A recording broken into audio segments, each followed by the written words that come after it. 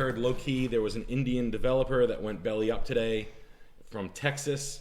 That's going to be the first leg down in a residential fallout. That's something that's pretty, that it's not like, oh, it's the beginning of the end here, but I don't know how the hell well, I guess there must be a little bit more of, I guess I'm starting to like not hone in, I'm just hearing shit. It's like a developer in Texas, Indian guy, had a lot. It was 3,200 units that he defaulted on.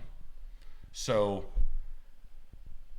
he had a variable rate mortgage that he obtained in 2021 that he was paying 3% on. Some of the, I guess he had a variable rate mortgage, which a developer that's just some big pyramid scheme. So he must have been. So any developers that own 4 figures of units that are in sort of any of those financial situations, that seems like that would be the first problem. Not being able to unload houses fast enough, interest rates jumping up to 8% or so, completely knocking out any exciting profit. Basically, you're just paying more for debt service. The holding costs on unsold units, meaning these, let's just say a unit stands you $250,000. Someone's paying the debt service of $250,000, even if you scale it all the way out. The money has to get paid for it, right? Like the contractors got paid. The house is built. They didn't build it for fun. So when people, even if they're built and there's just existing home units where they're starting to drop the prices, those I don't know. I think that's kind of the stuff you start to read about, you get a little shaky on. I think Texas and Arizona always just tend to overbuild. Texas, Arizona, Nevada, and Riverside, California tend to just build into the hilt. In Florida, parts of Florida. So those people, and I know the inventory play is everything. Like good houses are probably still stable, but these builders' houses, I think any development where you see a sign that says like in the 700s. You ever see those around? Like in this, like I feel like that's a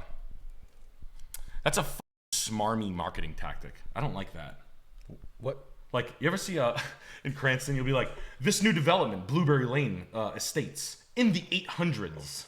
You ever see that? You ever see, like the word like 800 apostrophe S? Maybe. What does that mean? It's just like, it'll be some, like the number that you're like hoping they'll be, like as a consumer, you're like, ooh, new houses, I'll bet they'll be expensive. And then you're like, they'll probably be 750,000. And they'll be like, in the 8, it's always typically just based on, they're always like, here's a lofty goal, they'll be somewhere in here. Okay. But it's basically like yeah, you can buy a cool guitar, something like, it's in the 5,000 area. You're like, 5,000. Like, so they'll do a blanket statement. Just blanket statement, big price. Hey, fuck.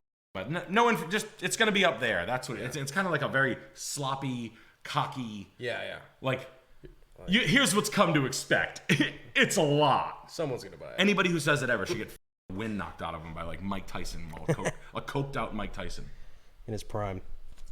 Like if someone ever like took that I don't know, taking like a broad light attitude with someone, like someone's the home purchase, they should be up immediately. Someone should be it's gonna be like, it's the top of the market is what you're saying. Oh, okay, cool. And you should hit him with a cinder block. It's right now it feels like Mercury. Yeah. Like it's what is it, 81 today? Yeah, I don't know, but still horrible. It's like, I mean it's I sell it and move north. And you can't grow any food there, right? And there's no water. We addressed that with the Arizona water problem. They have no water. There's a big water. Someone on the stream I don't know. So I remember we heard through the stream that was like Arizona's gonna have a large water problem soon. I can see that. Large from someone who worked for the water department. Oh. This one's Intel, CIA. Yeah. I wonder where John Taffer lives. John Taffer lives in Puerto Rico, I think. Oh. This one.